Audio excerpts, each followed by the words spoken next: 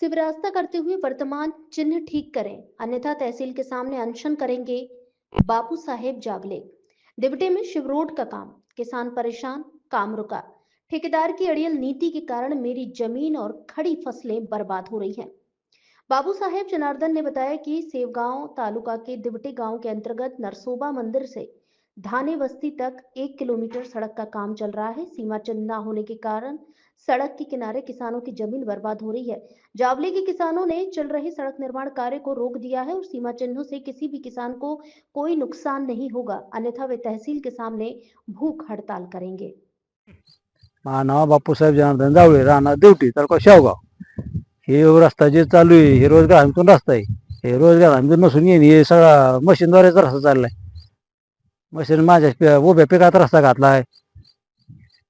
जे ग बसत आहे त्याच्या रस्ता कोण ते जे मनगडच्या पाहुणे रावळे तिकडं हे करतात आणि जे ग बसन तिकडं कोचित करायचं तर तुमच्या नियमाने करा ना, मोजून घ्या शिव रस्ता मस्तपैकी आणि मग करा।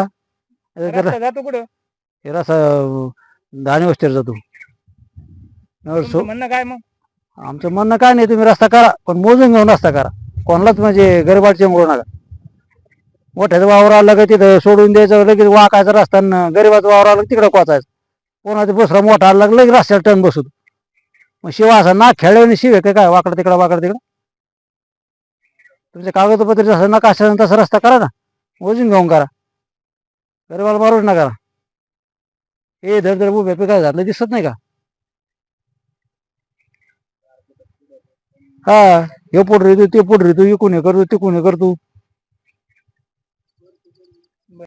सदरील दिवटे ग्रामपंचायत अंतर्गत शिवरस्ता, नरसोबा मंदिर ते धान्य वस्ती असा 3 व भराट वस्ती असा 3 टप्प्यात रस्त्याचं काम रोजगार हमी योजनेतून मंजूर झालं।